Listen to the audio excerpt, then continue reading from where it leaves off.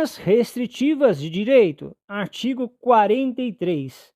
As penas restritivas de direito são: inciso 1, prestação pecuniária; inciso 2, perda de bens e valores; e inciso 3, limitação de fim de semana; inciso 4, prestação de serviço à comunidade ou a entidades públicas; e inciso 5, interdição temporária de direitos. Antes de comentar um artigo, eu vou dar um recado rápido. A nossa parceria com a Universidade Unifoco. Pessoal, você que quer fazer a sua pós-graduação em penal, direito constitucional, direito civil, vai aqui embaixo no link da descrição desse vídeo, no RAV30. Fala lá com a diretora Samara e você vai ter 30% de desconto, tá bom? A Unifoco é uma instituição super séria, referência de ensino no Brasil, com professores altamente qualificados e comprometidos com o desenvolvimento profissional e acadêmico dos seus alunos, tá bom? O canal Advogado Completo recomenda, né? Se você não sabe o que de fato é uma coisa, como é que você vai estudar aquela coisa, né? Então, qual a definição de penas restritivas de direitos? Também são chamadas de penas alternativas, pois são uma alternativa à prisão. Ao invés de ficarem encarcerados, os condenados sofrerão limitação em alguns direitos como forma de cumprir a pena, tá? Segundo o professor Rogério Sanches Cunha, que é a inspiração desse canal, o artigo 43 do Código Penal trabalha as penas restritivas de direitos, que eu já falei aqui no caput. Quais são elas?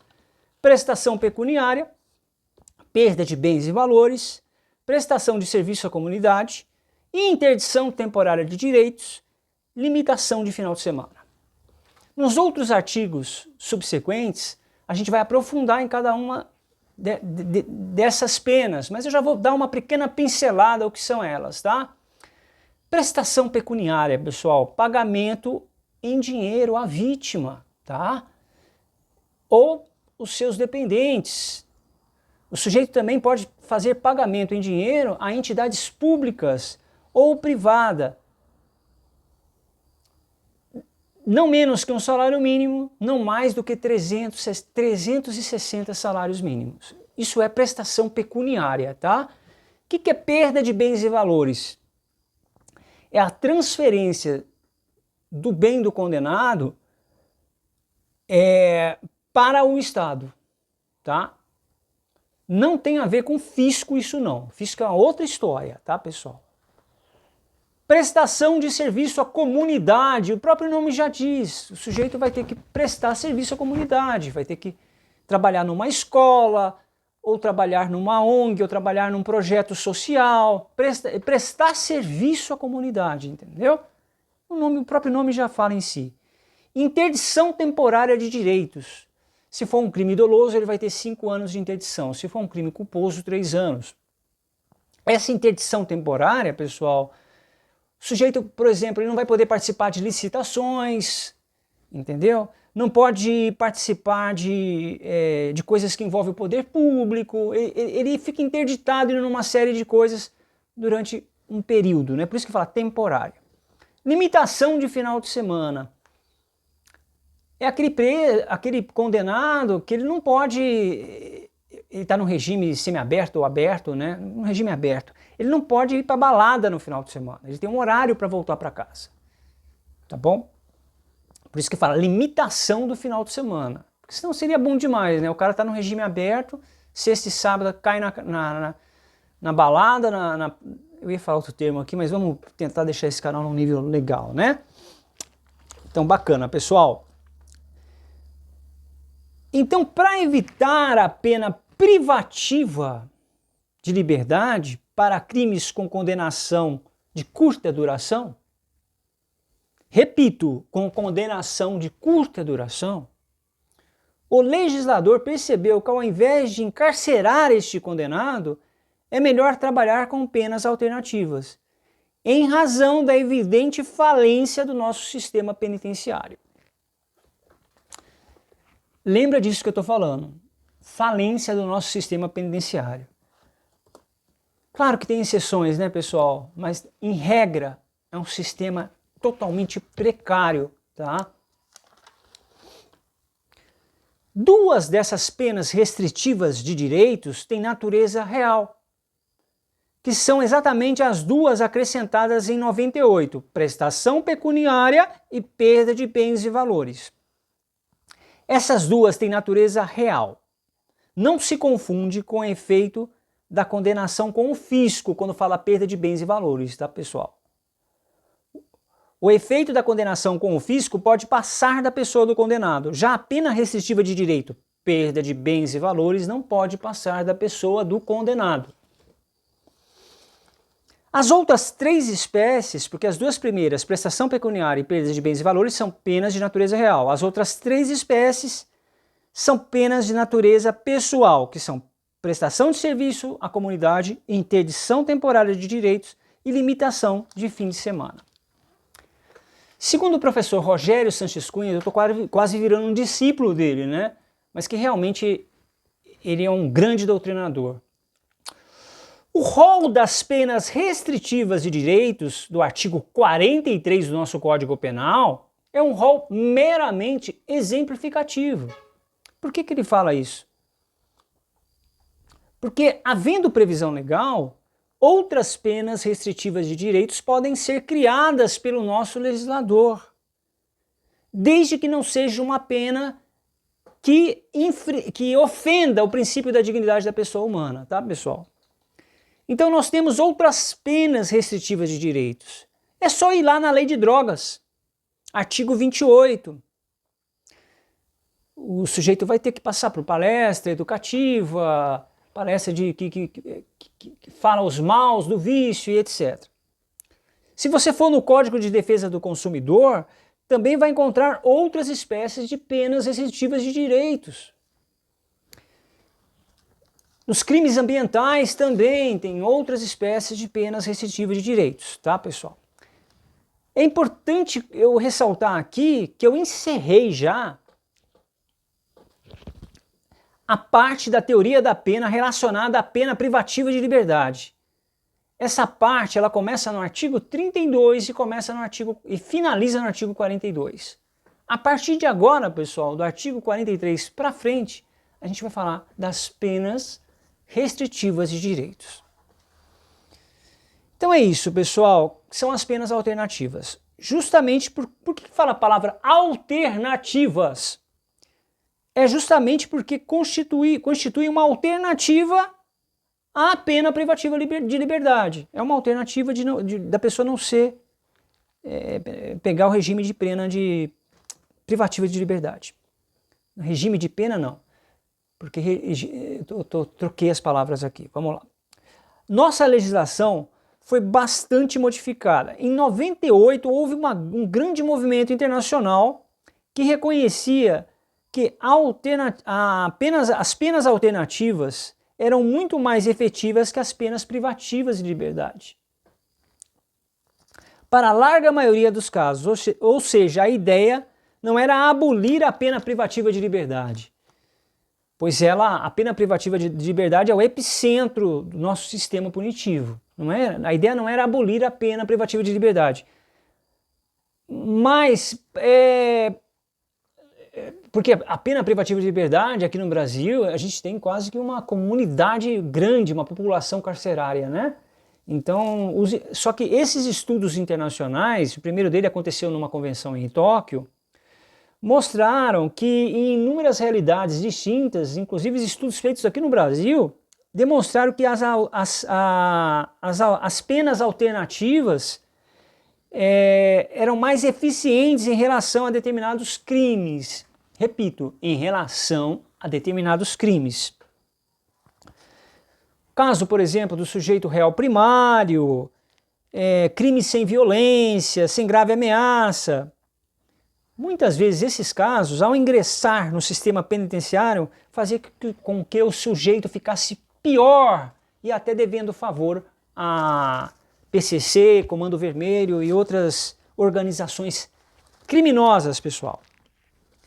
Então, estudos demonstraram que o índice de reincidência daquele que era condenado a penas restritivas de direitos em vez de penas privativas de liberdade, era menor o índice de reincidência.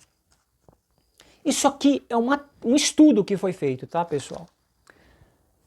Aí houve uma grande convenção de âmbito internacional que aconteceu em Tóquio, repito. Esta convenção tinha diretrizes para que os países alterassem sua legislação, promovendo mudanças e implementassem mais penas alternativas, mais penas restritivas de direitos. Ou seja, nós já tínhamos penas restritivas de direitos. Aquelas três primeiras que eu citei, a gente tinha a prestação de serviço à comunidade, interdição temporária de direitos e limitações de final de semana. Foi acrescentada em 98, depois dessa convenção internacional, a pena de prestação pecuniária e perda de bens e valores. Foi acrescentada mais essas duas penas, que é de natureza real. Ou seja, nós já tínhamos penas restritivas de direitos, a partir de 98 foi acrescentada mais duas, ok? Depois teve uma outra convenção, pessoal, que foi na África do Sul, em homenagem a Nelson Mandela, que foi um preso político, vítima daquele regime nefasto do apartheid, né? As conclusões dessa convenção foram conhecidas como regras de Mandela, que são regras que complementam essa ideia de penas restritivas de direito, ou seja, alternativa da prisão, uma alternativa de um cumprimento de pena que não seja privativo da liberdade, uma pena alternativa, restritiva de direito. De um modo geral, o artigo 43 apenas enumera quais as penas restritivas de direito, são as 5 que eu citei aqui. Agora eu te pergunto, existem outras penas restritivas de direitos? Eu já comentei isso aqui, mas vou repetir para você gravar na sua mente aí. Existem, pessoal. É só a gente lembrar do artigo 12. As regras do Código Penal se aplicam à legislação extravagante, salvo quando a legislação extravagante dispuser em sentido contrário. Lembra do artigo 12? Ou seja, essas penas restritivas de direitos também se aplicam à legislação extravagante. Tá bom? Mas então, me cite alguns casos, você pode falar, né? Vamos lá. O exemplo da Lei de Crimes, como eu já citei aqui, Lei 9.605 de 98, ela traz a responsabilidade penal da pessoa jurídica. Crimes ambientais também, tá, pessoal? É claro que para a pessoa jurídica nós temos que ter uma pena específica, a própria natureza da pessoa jurídica. Está no artigo 21 e 22, traz as penas específicas para as pessoas jurídicas, tá? Eu falei sobre a lei de drogas também, o artigo 28, né? Que o sujeito vai tomar uma advertência, ele tem uma pena restritiva de direito, porque ele vai ser obrigado a participar de palestras, tá? Na lei 9.605, o artigo 21 e 22, lá se fala na assunção por parte da pessoa jurídica em promover o reflorestamento ou preservação de alguma área ambiental. Né? É aquela empresa que polui o ambiente, ou acontece uma tragédia, como aconteceu em Brumadinho, pode até acontecer a pena de suspensão das atividades da empresa. É uma pena restritiva de direito, tá? Dos crimes ambientais. Voltando a falar da lei de drogas, do artigo 28, o artigo 28 trata do porte, né, de drogas, o usuário. Lá nós temos a pena de advertência, né, dos efeitos das drogas.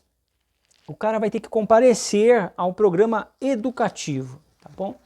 Falei das penas de crimes ambientais, penas de drogas, eu estou esquecendo alguma, tem várias outras penas restritivas de direitos, dos crimes ambientais, do Código de Defesa do Consumidor também, tá? Então é isso, pessoal. Artigo 43 comentado. Lembrando o que, pessoal? Esses estudos que foram feitos em 98 em Tóquio e na África do Sul, que falava que o sujeito que passa por que ele pega uma pena restritiva de direito, em crimes que não têm ameaça, em crimes de pouca duração de tempo, né, da pena, os estudos apontaram que eles voltam para a sociedade, existe menor índice de reincidência e que as penas restritivas de direitos são melhores que as privativas de liberdades em alguns casos, tá, pessoal? Por quê? Porque o sistema penitenciário hoje é considerado a faculdade do crime, o sujeito pode entrar lá e ficar pior. Então, nessas convenções internacionais discutiram que para vários países aumentarem suas penas restritivas de direitos, porque os estudos provaram que diminuía a reincidência, o ser humano melhorava e etc. Isso é uma tese, tá, pessoal? Porém, aqui no Brasil, eu acredito que o legislador, quando fez as penas restritivas de direitos e até aumentou em 98, é porque o nosso sistema penitenciário é falido. Essa é a verdade, tá, pessoal? Tem esses estudos que é verdade? Sim, eles são verdades. Em alguns casos, o cara é réu primário, crime sem violência, sem ameaça, a pena privativa de liberdade pode ser pior, porque ele vai entrar no crime, ele vai fazer uma pós-graduação lá no crime com as organizações criminosas. Mas, lembrando, pessoal, não tem como a gente deixar essa realidade de fora, que o nosso sistema brasileiro é precário. Tem exceções? Tem. Mas como um todo é muito precário, tem muito que mudar, né? É isso, pessoal. Artigo 43 comentado.